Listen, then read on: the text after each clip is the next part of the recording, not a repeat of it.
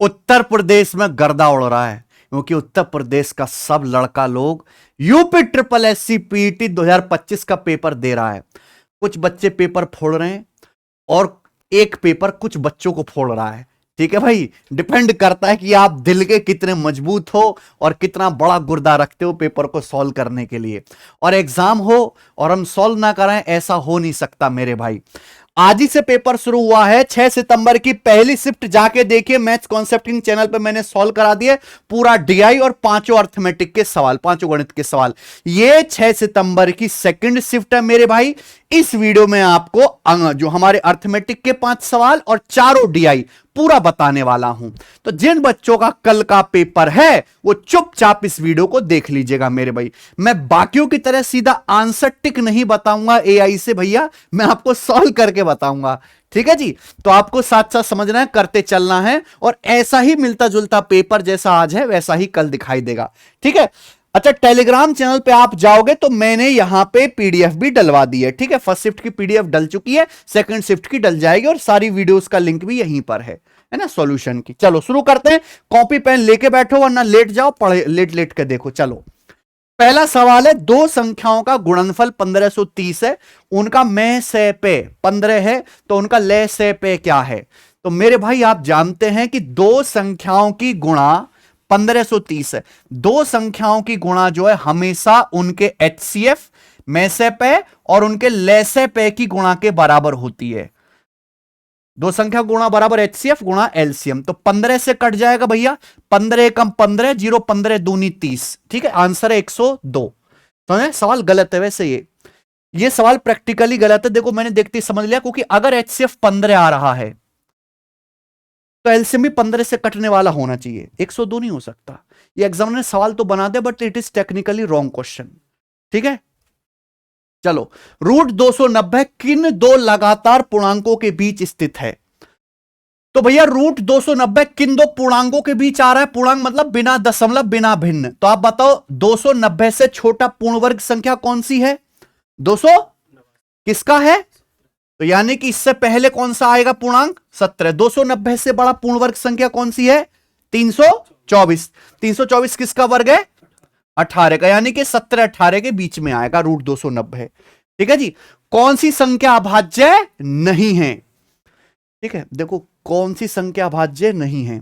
तो 29 अभाज्य है, 47 भी अभाज्य, 57 अभाज्य संख्या नहीं है। देखने से लगते शकल गंदी है इसकी, लेकिन अभाज्य नहीं है, क्योंकि 57 है, 19 या 57। तो 57 19 से भी कट रहा है, 3 से भी, 1 से भी और खुद से भी, तो इसके कई सारे बालक हो गए, इसलिए मेरे भाई ये प्राइम नंबर नहीं है। ठीक है, सोनू बताओ क्या बता रहे थे इसका? यदि आप किसी संख्या से 1/2 घटाते हैं, फिर परिणाम को 1/2 से गुणा करते हैं, तो आपको 1/8 मिलता है। संख्या क्या है? ठीक है, चलो सीधा सीधा बता देता हूं। मान लो जैसे संख्या n है, आपने संख्या में से 1/2 घटाया, ये आएगा। फिर ये घटाने के बाद नंबर आया, इसको क्या करा? 1/2 से गुणा कर ली, और गुणा करने पर क्या मिला आपको? 1/8। तो बताइए, ये 2 से 8 क्या हो गया? 4 बार। तो ये -1/2 चला जाएगा उधर, तो n बराबर क्या आ जाएगा? 1/4 प्लस 1/2। 1/2 क्या होता है? 2/4। 1/4 प्लस 2/4 कितनी आ गई संख्या? 3/4। ठीक है, 1 घंटा 40 मिनट का 12.5% क्या है? देखो आंसर देखे तो आंसर मिनट में, तो मिनट में बदलने पहले। 1 घंटा क्या होता है भैया? 60 मिनट। 60 मिनट और 40 मिनट क्या हो गया? 100 मिनट। अब 100 मिनट का 12.5% तो 12.5 ही आएगा, यानी कि 12.5 मिनट ही आंसर हो गया कि नहीं? अरे बावलो, तुम समझे कि ये भी कांप रहे हो इससे भी तुम। 1 घंटा 60 मिनट, 40 मिनट जोड़ेंगे 100 मिनट, तो 100 मिनट का मतलब गुणा 12.5% ही आएगा भाई साहब। परसेंटेज से 2 जीरो कट जाते, 12.5 मिनट आएगा। ठीक है जी, इतना मत लिखना। चलो ये सवाल ना अर्थमेटिक के आ जाते हैं। अब हमारा डीआई आएगा। पहला डीआई हमारा खुला, बताओ कौन सा है? Bar graph.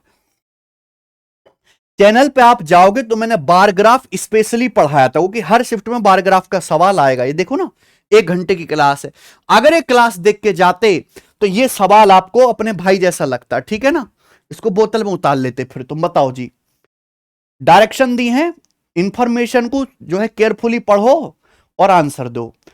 इस बार ग्राफ में बताया गया है quantity of vegetable carrot and radish in kilo sold in 5 different shop.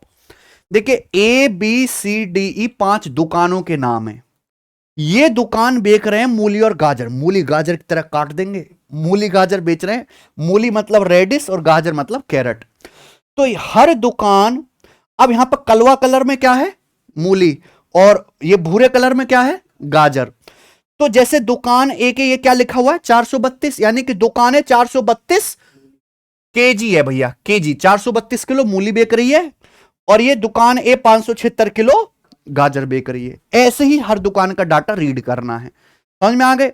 एक बार जल्दी से देख लिया करो कि क्या मतलब है। अब सवाल देखते हैं, सभी दुकान में गाजर और मूली की मात्रा में क्या अंतर है?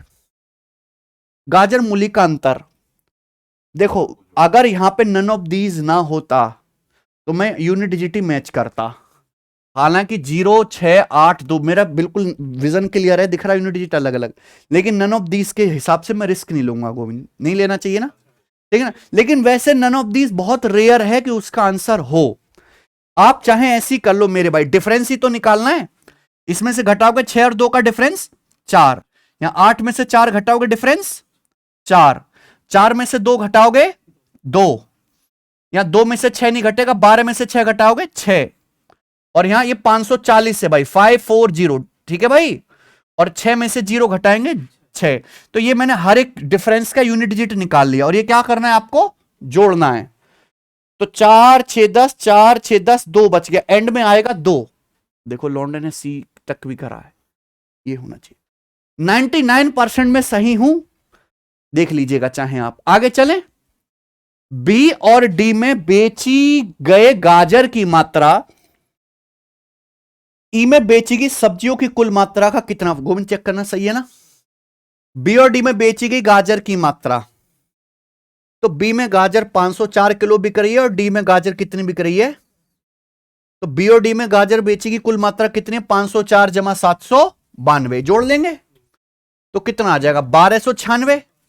तो 1296 किलो कितना परसेंट है किसका भाई साहब, ई में बेचेगी सब्जियों की कुल मात्रा का। ई में सब्जी कुल कितनी बिकी है, ये रहा ई, ये 540 है भाई साहब, लौंडे ने घुचड़ पुचड़ कर दी है।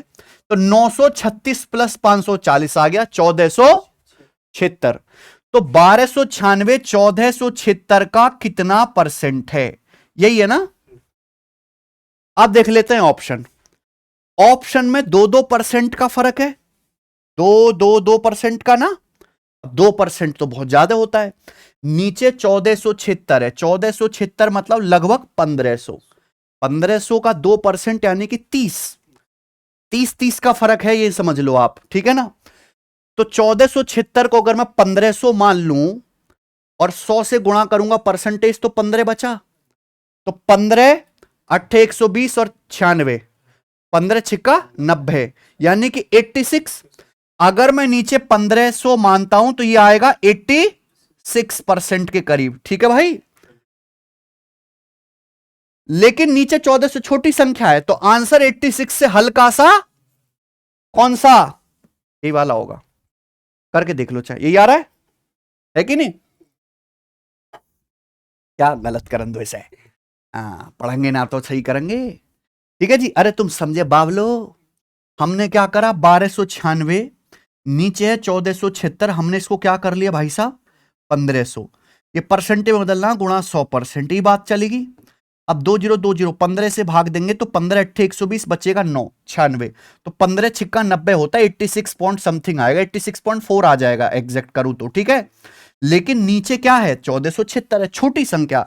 अगर 1500 के बजाय छोटी संख्या करोगे तो आंसर 86.4 से हल्का सा बड़ा आएगा, और एक ये जो है इससे हल्का सा बड़ा, डी ऑप्शन ही है, बाकी तो छोटे ही हैं। चलो हटाओ, इतना ही करा जाता है भाई। एफ में बेची गई मूली की मात्रा ए सी डी में बेची गई मूली की औसत मात्रा है। एफ में बेची गई मूली और गाजर का अनुपात 4:5 है, तो एफ में बेची गई गाजर की मात्रा ज्ञात कीजिए। हालांकि दुकान ए से ई तक है, एक नई दुकान के बारे में डीआई में नहीं बताया गया, सवाल में बताया गया इस क्वेश्चन में। एक नई दुकान एफ, उसमें जो मूली बेच रहे हैं वो क्या है, ए सी डी में बेचेगी मूली की जो है एवरेज है। तो ए सी डी में मूली निकालो, मूली यानी कि कलवा, ये रहा 432, ठीक है भाई। सी में कितना है 864 और डी में कितना है 576। तो 864 प्लस 576 आ जाएगा भाई 1300, और 64 और 36 100, 1400 और 40, 1440 हो गया, ठीक है भाई। 1440 में 432 जोड़ूंगा तो 1872 हो गया। तो 1872 आ गया, एसीडी में बेची गई, ए प्लस सी प्लस डी में बेचेगी मूली।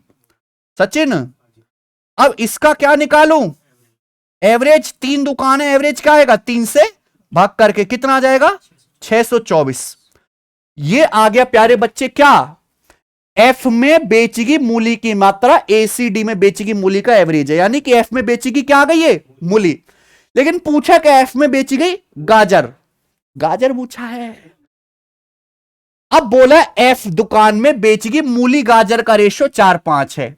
मूली मतलब मूली, अरे मूली को इंग्लिश में रेडिस, और गाजर मतलब कैरेट। तो दुकान एफ के भीतर जो मूली गाजर बिक रही है उसका रेशियो 4:5 है। तो मूली कितनी निकाल ली मैंने 624, बताओ कितने गुना 150 और 6 156। तो गाजर कितने गुना होगा 5 के 156 गुना 750 और 30 780 किलो। समझे क्या, चलते आगे आ जाते हैं। सवाल नंबर 24, बी और एफ में बेचेगी सब्जियों की कुल मात्रा का अनुपात 32-35 है। तो एफ और डी में बेचेगी सब्जियों की संख्या के बीच अंतर बताओ। देखो एफ यानी कि नई दुकान, अब एफ की ये जो दुकान है इसका पिछले वाले सवाल से कोई लेना देना नहीं है, समझ में आया कि मर्ज कर दो, दुकान एफ पिछले सवाल में भी थी इसमें भी है, दोनों में अलग डेटा है, ठीक है ना, क्योंकि एफ जो डीआई में बार ग्राफ में कहीं नहीं है। एक बार फिर से दिमाग लगा लेते हैं, एफ और डी में बेचेगी सब्जियों की संख्या का बीच अंतर। अब डी की सब्जी तो मुझे पता ही है टोटल, डी में मूल गाजर और मूली कितना बिक रही है 576 हम किलो, हम मूली बेच रहे हैं, 792 किलो गाजर बेच रहे हैं। तो जोड़ के कितना आएगा 576 और 800 जोड़ लो 1300, कितना 8 13 तो हो जाएगा 1376 हो जाएगा ना, 8 कम कर लेंगे 1368।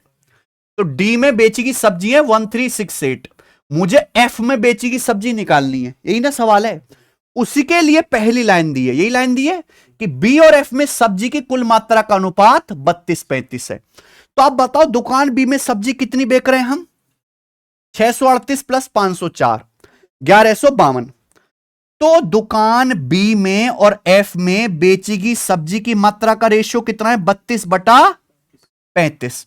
दुकान बी में कितनी सब्जी बेच रहे हैं हम 1152 किलो, दुकान बी में कितना बेच रहे हैं 1152 किलो। तो दुकान एफ में कितना बेचेंगे, नहीं आ जाएगा, बी बटा एफ ही तो दे रखा है यहां पे। तो ये कितना आ जाएगा भाई 32 चौका 128 32 तिया 96, तो 15×4 19, तो 32 छिका 192। अब 35 गुणा 36 कितना आएगा भाई 1036 की 36 में गुणा करते हैं तो 1296, उससे 36 कम कर दो 1260, कर लिया क्या 1260 आ गया। तो 1260 और 1368 का डिफरेंस, तो 40 और 68 108 किलो आ जाएगा, नहीं हुआ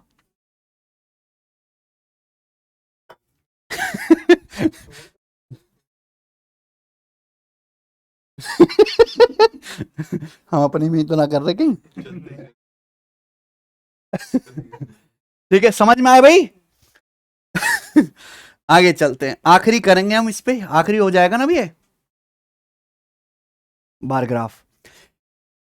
ए में बेचेंगे कद्दू की मात्रा, ये कद्दू कहां से आ गया, मूली गाजर कद्दू, कद्दू काशीफल होता है कि घिया होता है, काशीफल, और यूपी में तो काशीफल ही कहते हैं, और भी नाम है सीताफल, और भी नाम है, और क्या क्या नाम है, पंपकिन किसे कहते हैं भाई पंपकिन कहते हैं। अच्छा, ए में बेचेंगे कद्दू की मात्रा, ए और बी में बेचेगी मूली की मात्रा, और सी और डी में बेचेंगे गाजर की मात्रा के बीच का अंतर है। ओहो हो, यानी कि ए में बेचे गए कद्दू क्या हैं ए और बी में बेची गई मूली और सी और डी में बेची गई गाजर के मात्रा के बीच के डिफरेंस है। यानी कि ए में कद्दू कैसे आएंगे, पहले ए और बी की मूली जोड़ो, सी और डी की गाजर जोड़ो और उनको घटाओ। फिर आगे है पूछा ए में बेची गई सब्जियों की कुल मात्रा। तो ए में बेची गई सब्जियों की कुल मात्रा, लेकिन कुल मात्रा का मतलब है गाजर, मूली और कद्दू तीनों। तो भाई ए में बेची गई गाजर मूली तो मुझे पता है, ये रहा, कद्दू निकालना पड़ेगा। तो ए में बेची गई गाजर मूली 576 प्लस 432 यानी कि 900 और 6 2 8 7 3 900 और 108 1008। तो 1008 किलो तो दुकान ए में गाजर और मूली की बिक्री आ गई, प्लस कद्दू मुझे और निकालना है, यही ना सवाल है। और कद्दू के लिए मेरे प्यारे भाई पहली लाइन दी है कि भैया ए और बी की बेचेगी मूली की मात्रा, सी और डी में बेचेगी गाजर की मात्रा के बीच का अंतर। तो ए और बी में मूली कितनी बिक रही है भाई साहब, ये बताओ। मूली मतलब कलवा, ये 432 और 648 कितना आ जाएगा, ये 1080 आ गया। और बी और डी है, सी और डी है, सॉरी, सी और डी में गाजर, ये रहा सी, ये रहा डी, गाजर मतलब भूरा वाला भाग। तो 432 प्लस 792 तो ये आ जाएगा 1100 और 2 2 4 9 3 12, 1100 और 124, 1224 हो गया ना। तो 1080 और 1224 का डिफरेंस, तो 20 रुपए ये, 20 किलो ये और 124 ये, तो 144 हो गया। तो 144 किलो कद्दू की मात्रा की बिक्री आ गई, कौन सी में, दुकान ए में। ठीक है, कोई प्रॉब्लम? सचिन तुमको पल्ले पड़ रहा है? तो 1008 किलो गाजर मूली है, 144 किलो कद्दू है, तो ये कितना आ जाएगा भाई यहां पे, 1152 किलो। कुछ नहीं है, केवल कैलकुलेशन है, जल्दी जोड़ना घटाना है, इसमें कोई परसेंटेज वगैरह भी ज्यादा टफ नहीं है, आ जाते हैं। दूसरा डीआई खुला आपके सामने, करते हैं। दूसरा डीआई खुल गया मेरे भाई, कौन सा है ये, टेबुलर डीआई। चलो एक बार डीआई पढ़ लो और मुझे बताओ भी क्या है ये, क्या दिया गया है इसमें। तो अगर आप देखोगे तालिका का अध्ययन करें, प्रश्न का उत्तर दें। अलग अलग महीनों में 5 अलग अलग दुकानों द्वारा बेचे गए लैपटॉप। तो ये दुकानों के नाम है, स्टोर के नाम है जहां पे लैपटॉप बिके हैं, IJKLM। जून, जुलाई, मई और अक्टूबर, 4 महीने में। दुकान आई में 240 लैपटॉप बिके, जुलाई में 342, मई में 234 और अक्टूबर में 210। इस तरीके से डाटा लिखा हुआ है, नॉट अ बिग डील। आ जाओ, पहला सवाल देखते हैं। जून में स्टोर के और एल द्वारा बेचे गए लैपटॉप, और मई में आई है ना, ये आई और एम द्वारा बेचे गए लैपटॉप का अनुपात। तो जून महीना में आ जाते, ये रहा जून का महीना, कौन सा स्टोर, के और एल, यानी कि ये दोनों कितना है, 400। इसका रेशियो बताना है किसके साथ, मई के महीने में, ये रहा मई का महीना, आई और एम, ये रहा आई और ये रहा एम। कितना भाई, 234 और 362, तो 500 हो गया, 62 और 34 आपका 96 हो गया। तो 400 और 596 ये आ गया।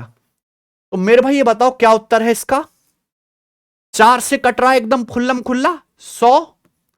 भाई अगर ये 596 की बजाय होता 600 तो 4 से जाता 150 बार, लेकिन ये 4 कम है, तो 4/4 1 कम हो जाएगा, तो 149 बार जाएगा कि नहीं 4 से। ये आंसर है, ठीक है। चलो, हमें तो वही आवे है, हम ना काट सकते हो नॉर्म।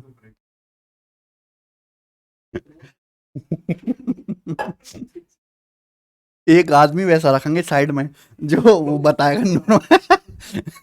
ठीक है, हम सोचते यार ऐसी वो चीज आती ही नहीं दिमाग में, बीमारी है, हर चीज को तोड़ना है।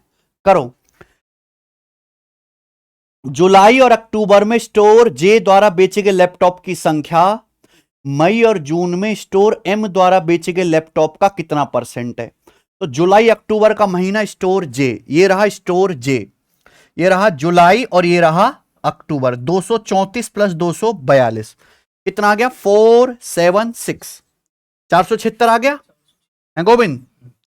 तो 400 जुलाई और अक्टूबर के महीने में स्टोर जे में जो हमने लैपटॉप बेचे हैं इनकी संख्या मई और जून में स्टोर एम द्वारा बेचे गए लैपटॉप का कितना परसेंट है।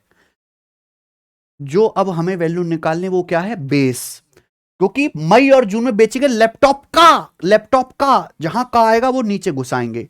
तो मई और जून में स्टोर एम कहां मर गया, ये रहा स्टोर एम सबसे नीचे है, ये रहा जून का महीना, ये रहा मई का महीना। तो 326 प्लस 362 यानी कि 688। हाँ, तो 476 बताना है 688 का कितना परसेंट है। देखो नॉर्मल बालक का कैसे करेगा कि 100 से गुणा कर लो, परसेंटेज का साइन लगा लो, ठीक है। लेकिन हमारे पास तो यहां पे ऑप्शन है और ऑप्शन बहुत दूर दूर है। तो अगर हम 688 को हटाएं और इसको मान लो 700 मान लिया मैंने, कोई तकलीफ किसी को, और परसेंटेज में गुणा 100%, तो ये कितना आ जाएगा ये बताओ। 2 जीरो कट के ये आ जाएगा 7 छिंग 42 के बाद बचेगा यहां पे 5 और 7 अट्टे 56, यानी कि 68% बचेगा। बोलो हां, अगर नीचे 700 होता तो 68 आता, लेकिन एक्चुअल में नीचे क्या है यहां पर 688, यानी कि नीचे छोटी संख्या है। अगर नीचे छोटी संख्या है तो आंसर क्या आएगा, अगर छोटी संख्या से भाग दोगे तो आंसर बढ़ जाना चाहिए, यानी कि 68 से बड़ा आएगा हल्का सा, तो यही आंसर होना चाहिए ना। बोलो डी लगा देगा इसने, ठीक है। चलो आ जाते हैं सवाल नंबर 53। यदि जून में क्या, लॉन्डन ने बिल्कुल खाली एक तरफ से डीआई छोड़ा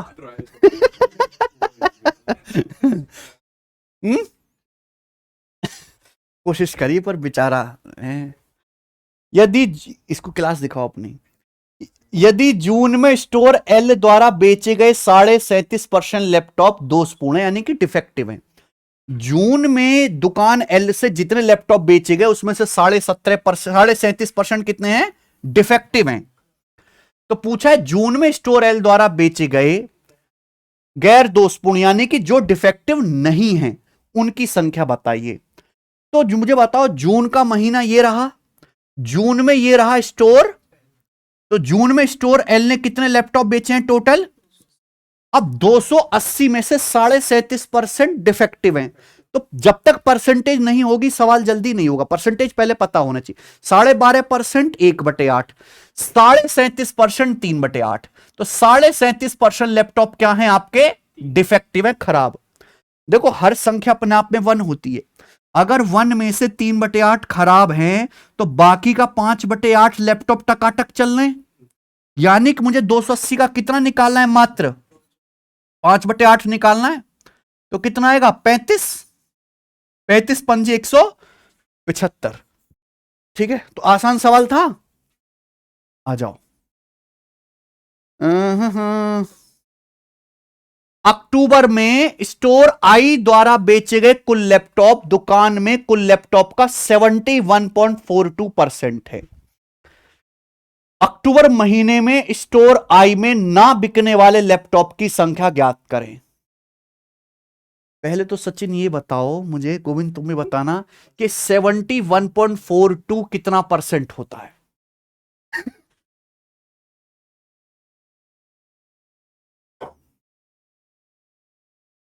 मुझे बताओ, अगर तुमने ये बता दिया तो मैं समझूंगा कि हैं, बोलो बोलो 71.42 कितना परसेंट होता है, ना पता।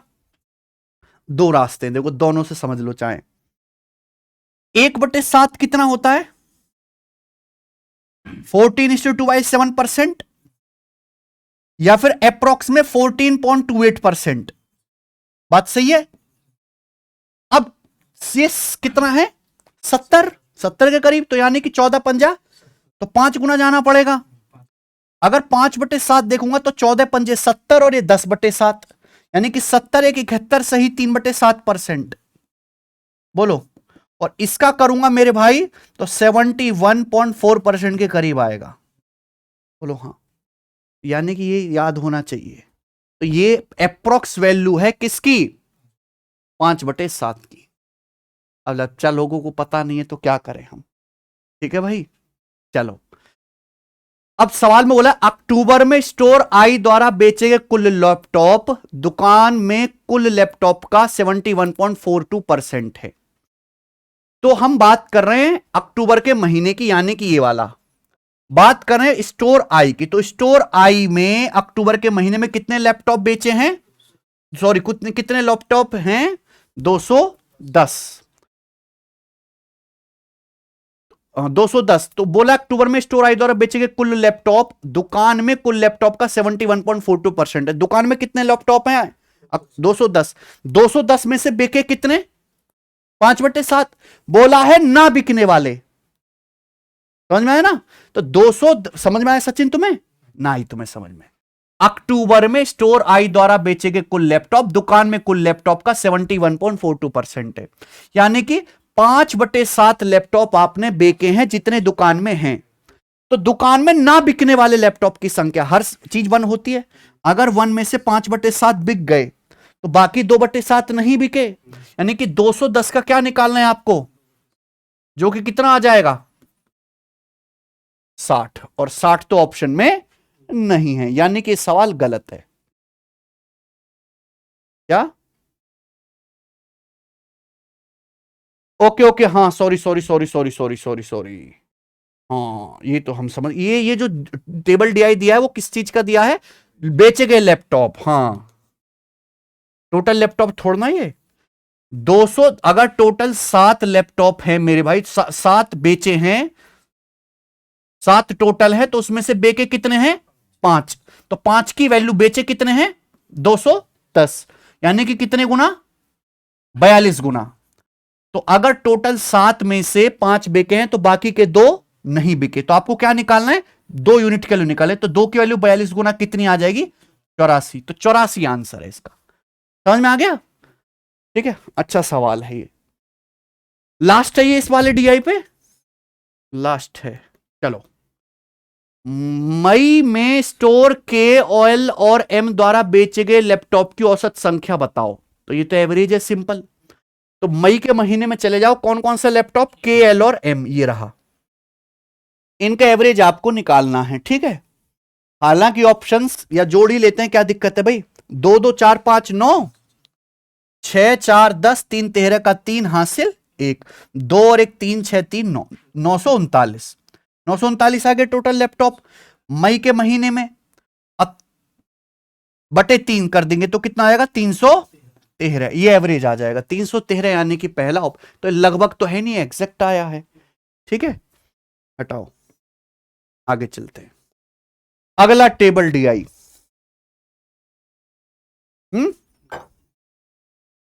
चलो इस पे यू भी ना हुआ भाई, हैं आंखों ही आंखों में कर रहा, ये 2 रास्ते हैं, या तो ये आंखों ही आंखों में कर रहा या ये छोड़ रहा। चलो, तालिका का अध्ययन करें, प्रश्न का उत्तर दे। पी और क्यू द्वारा 4 अलग अलग महीनों में लिखे गए कुल पृष्ठ हिंदी प्लस अंग्रेजी दिए गए हैं। ये है महीना, मई जून जुलाई अगस्त। पी और क्यू 2 लेखक हैं। पी ने 240 पेज लिखे मई के महीने में, हिंदी प्लस इंग्लिश इंक्लूडेड। 240 में कुछ हिंदी हो सकते हैं, कुछ इंग्लिश। ऐसे क्यू ने 340 पेज लिखे जिसमें हिंदी इंग्लिश दोनों के हैं। समझ में आ गया? अब यहां देख लेते हैं 81 सवाल पहला। जून में पी द्वारा लिखे गए पृष्ठों का प्रतिशत क्यू की तुलना में समान महीने में कितना अधिक है? जून में पी द्वारा लिखे गए पृष्ठ कितने हैं? जून में पी द्वारा लिखे गए पृष्ठ 320, क्यू की तुलना में समान महीनों में कितने प्रतिशत अधिक है? समझ में आ गया? यानी कि सवाल इतना सा है कि 320 234 से कितना परसेंट अधिक है। तो भैया कितना अधिक है बच्चों बताओ? ये क्या है? 66 और 20, 86। 86 ज्यादा है, ठीक है। पी ने जो है क्यों से 86 पे ज्यादा लिखे, किससे? क्यों की तुलना में, तो क्यों की तुलना करने तो नीचे बेस का आएगा 234। ठीक है, अब देख लो कितना आ जाएगा बच्चों, बताओ ये कितना आ जाएगा।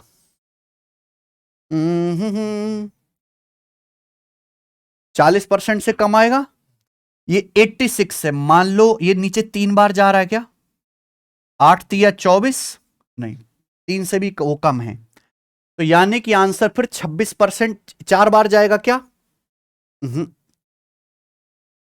4 बार भी नहीं जाएगा, तो ये तो फिर गड़बड़ है भाई इसमें, है ना। ऑप्शंस में से कुछ दिख नहीं रहा। 86, अगर इसको परसेंटेज में बदलना है तो 100 से गुणा करो, परसेंटेज का साइन लगा लो। चलो ये देख लेते हैं, ठीक है। अब 234 का 3 गुना 690 और 12 702, ये 3 बार चला गया 702, बचेगा कितना 98 और 60 158 1580।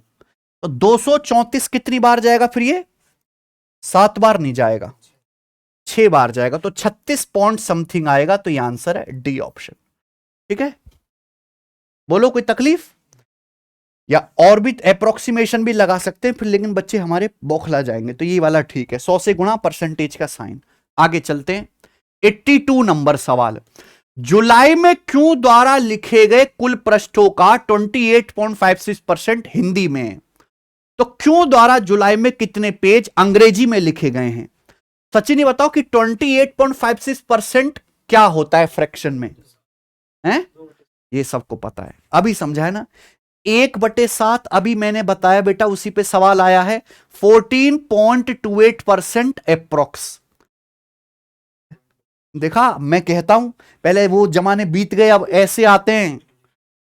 तो 28.56% कितना आ जाएगा, 2/7। लौंडों को पढ़ा कौन रहा है बेचारों को। तो जुलाई में क्यों द्वारा लिखे गए कुल पेज, कुल पेजों का 2/7 हिंदी में। तो क्यों ने जुलाई के महीने में कितने पेज लिखे हैं, 280 में से 2/7 हिंदी में, 1 में से 2/7 हिंदी में। तो 280 का 5/7 किस में रहा फिर, अंग्रेजी में। कितना आ जाएगा ये, 200। ठीक है, चलो आ जाओ, ये बताओ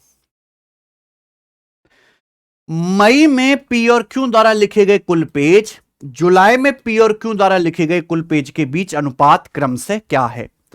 आसान है ना यार।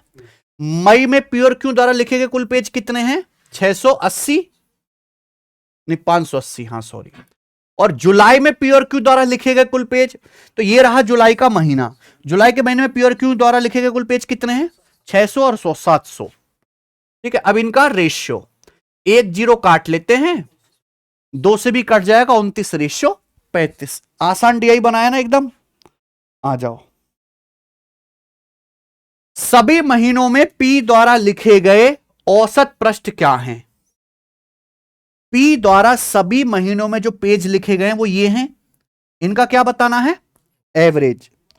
तो यहां पे 420 और 220 640 है भाई, 640 और 320 960, 960 और 240 यानी कि 1200, 1200/4 300।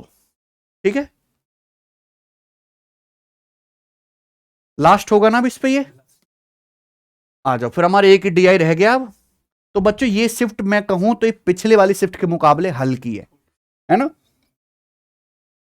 6 सितंबर की पहली शिफ्ट में ज्यादा बढ़िया सवाल थे। मई और जून में पी द्वारा लिखे गए कुल पेज, मई और अगस्त में क्यू द्वारा लिखे गए कुल पेजों का लगभग कितना परसेंट है। तो मई और जून में पी द्वारा लिखे गए कुल पेज ये हैं, मई और जून में पी द्वारा लिखे गए कुल पेज हैं 560। ये 560 कितना परसेंट है, किस चीज का भैया, मई और अगस्त में क्यू द्वारा लिखे गए पेजों का। तो मई और अगस्त में क्यू द्वारा लिखे गए पेज कितने हैं, 340 प्लस 360 700। तो 700 का 560 कितना परसेंट है, 80%। ठीक है भाई, 2 0 कट जाएगा, 7 8 56, 80% इसका आंसर है। निहायत ही आसान डीआई। आखिरी करेंगे मेरे भाई इस क्लास की, आखिरी डीआई और आपके पेपर की भी। ठीक है जी, हाँ हाँ बड़ा कर देंगे। पहले आप जरा एक बार डीआई पढ़ लो। डीआई है लाइन ग्राफ। चलो पहले डीआई देख लेते हैं। Study the following information carefully answer the question. इस लाइन ग्राफ में बताया गया कि number of ball point pen sold by 4 different shop A B C and D, also given the number of gel pen sold by 4 different shop, number of fountain pen sold by 4 different shop. ठीक है, समझ गए। बड़ा कर लेते हैं, अब बड़ा कर लेते हैं। ये हो गया जी बड़ा। तो यहां पे 4 दुकान है ए बी सी डी। 4 दुकान, पेन की दुकान है, पेन बेचती हैं, बढ़िया। कलम बेचती हैं। कलम कई प्रकार के होते हैं? फाउंटेन पेन, बॉल पेन और जेल पेन। 3 प्रकार के पेन जो बेच रही हैं उनकी संख्या को दर्शाया गया है। अब यहां पे जो बॉल पॉइंट है वो बताया गया इस तरीके से, बर्फी की शेप का, ये वाला है। ठीक है। और ऐसा जो स्क्वायर है ये किसके बताया गया? ये वाला जेल पेन का। और ये जो ट्राइंगल है ये किसका बताया गया है? फाउंटेन पेन का। ये फाउंटेन पेन है। सबने समझ लिया? ऐसे हर स्टोर के बारे में पढ़ना है। ठीक है बच्चों। ऑफलाइन आपका पेपर है तो आपको इसी तरीके से भद्दा सा होगा। अगर कंप्यूटर पे होता तो कलरफुल दिखता आपको स्क्रीन में ये चीज। ठीक है, अब सवाल देख लेते हैं। ठीक है, दुकान ए और बी द्वारा बेचे गए जेल पेन की कुल संख्या दुकान बी द्वारा बेचे गए बॉल पॉइंट पेन की कुल संख्या का कितना प्रतिशत है? तो दुकान ए और बी द्वारा बेचे गए जेल पेन की कुल संख्या, जेल पेन यानी कि स्क्वायर शेप। तो ये रही दुकान ए बी। तो कितना कितना जेल पेन बिका भैया? ए में 240 और बी में कितना? 240 और 120 कितना आया?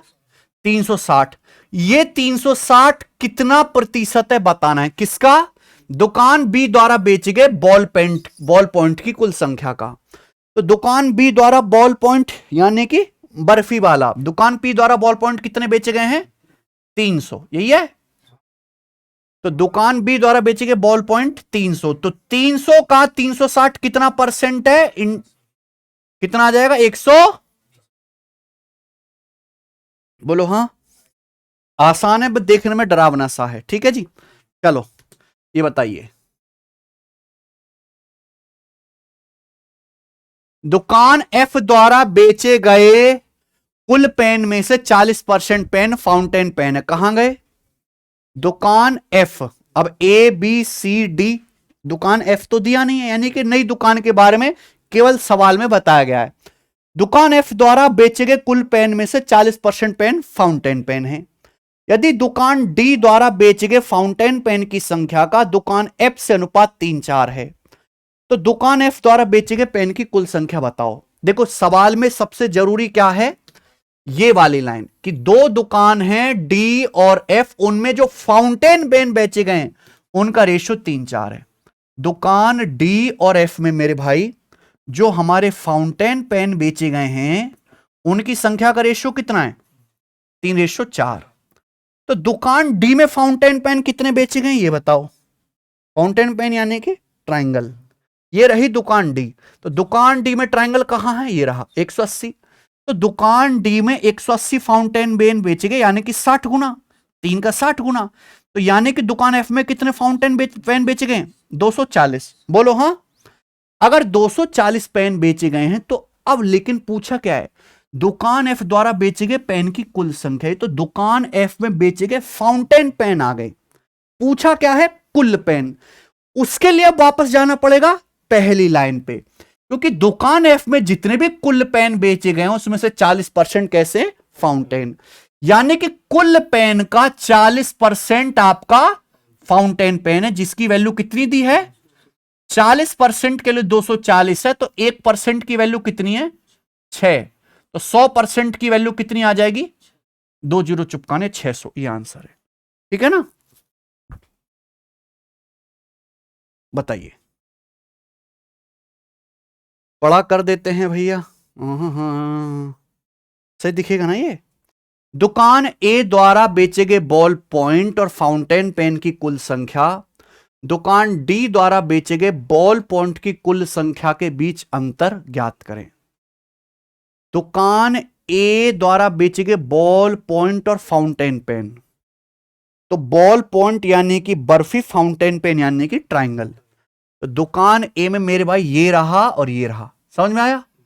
ये आगे दुकान ए में बेचे गए बॉल पॉइंट और फाउंटेन।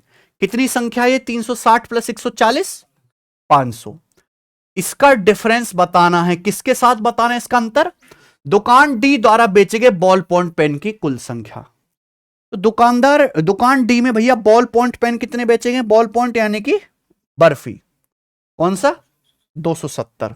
तो 500 और 270 का डिफरेंस 230। बोलो सचिन, ठीक है क्या? कर लेंगे क्या बच्चे? मजा नहीं आया, ये टफ नहीं है ये, मेरे को देते, मैं बनाता टफ टफ। चलो आ जाओ, लेकिन ये उपयुक्त में से कोई नहीं ये दुख दुख करता होगा, है ना? बैंक में भी होता है, बैंक में 5 ऑप्शन ही होते हैं। एक में भी पूछना हुआ।